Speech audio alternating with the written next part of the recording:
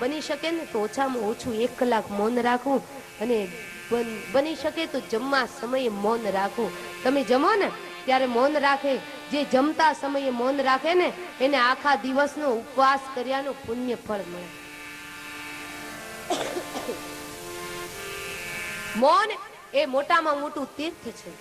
સ્કંદ પુરાણ ની અંદર ઋષિ મુનિઓએ સુત પુરાણી મહારાજને પૂછ્યું કે મહારાજ શ્રી બતાવો ને આ જગતની અંદર સૌથી મોટામાં મોટું તીર્થ કયું, મોટામાં મોટું ધામ કયું, મોટામાં મોટું તપ કયું? ત્યારે સુત પુરાણી મહારાજે સ્કંદ પુરાણ ની અંદર બતાવ્યું કે શૌનકાદિક ઋષિઓ સાંભળો, આ જગતની અંદર સૌથી મોટામાં મોટું તીર્થ ધામ અને તપ જો હોય તો મૌનમ તીર્થમ. મૌન એ મોટામાં મોટું તપ છે, મોટામાં મોટું જાપ છે. જ્યાં બેઠા હો ત્યાં